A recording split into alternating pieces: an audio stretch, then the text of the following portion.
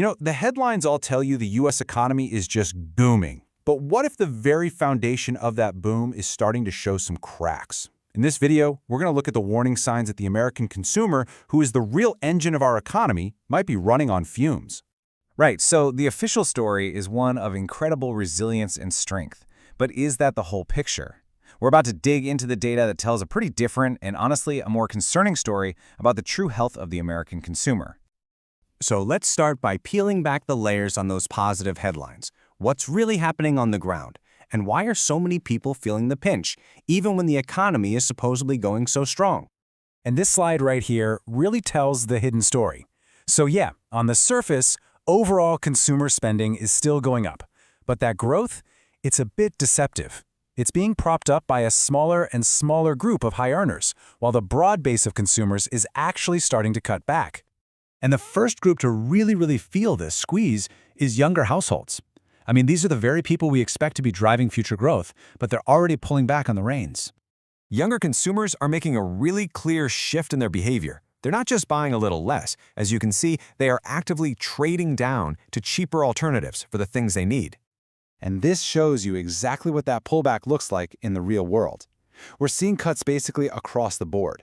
Fewer nights out, canceled vacations, and serious delays on major purchases like cars and homes. These are not just little budget tweaks. They are signs that a consumer is losing confidence. So, what's causing all this? Well, it's pretty much a perfect storm of financial pressure. As you can see on this chart, it's a combination of things. For many, wages just aren't keeping pace. Their existing debt is a huge burden, and the rising cost of just everyday living is eating away at any extra cash they might have had. And it's not just the young. Low and middle-income households are also feeling a major squeeze, and for a lot of them, the pressure is even more intense. For these families, the pressure is coming from the things they absolutely cannot cut: housing, utilities, and groceries. I mean, look at those high bars on the chart. The relentless rise in the cost of these essentials is just constantly eroding their purchasing power. And here is what's so critical, what makes this so vulnerable. These households have almost no financial cushion. They're walking a tightrope with no safety net. So when an unexpected car repair or a medical bill pops up, there's often nowhere to turn.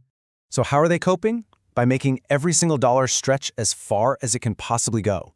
They're moving toward value choices, they're choosing store brands over the big name brands, and they're flocking to discount stores, all just to keep their heads above water. Okay, so we've got two major and pretty distinct consumer groups under some serious strain. But why is this more than just a footnote in the economic story? Why is this a potential red flag for everybody? Well, for decades, the American consumer has been the powerful engine of our economy. I mean, their collective spending is what fuels businesses, creates jobs, and drives growth. When that engine starts to sputter, the entire system is put at risk. And this is a really crucial point. Not all economic growth is created equal. Durable, healthy growth is powered by a wide range of households spending confidently. But what we might be shifting toward is something a lot more fragile, where the entire economy is sort of precariously held up by a very narrow slice of high-income households. This quote really gets right to the heart of the issue. When the economic load is being carried by just a sliver of the population, the whole structure becomes fragile and pretty unstable. This leads us to our final section, where we look at the real-world impact. Because this isn't just data on a chart. It's a clear warning sign that the economic story could be shifting from one of strength to one of widespread strain. And this isn't some abstract theory we're talking about. We're now seeing real-world confirmation from the businesses themselves. Major companies are starting to talk about this exact shift in their official updates to investors. You can literally hear it on their earnings calls. Major companies are now confirming exactly what the data shows, a clear pullback from younger and lower-income customers, while at the very same time, their high-end, premium segments are holding up just fine. It's a tale of two economies, and it's playing out in real time. And this slide shows you the potential chain reaction if this trend keeps going. It starts with these key consumer groups weakening. That weakness then leads to a slowdown in overall spending. Then, as a result, companies see their profit margins get squeezed. And finally, the whole positive story about the economy can just flip on a dime. Which leaves us with this one final critical question.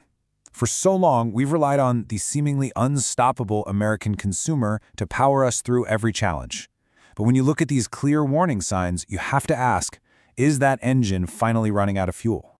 That's a question we'll be watching very closely. Hey, if you found this video valuable, please consider subscribing to Finance Deep Dive. Your support really does help us continue to bring you content like this. Thanks for watching.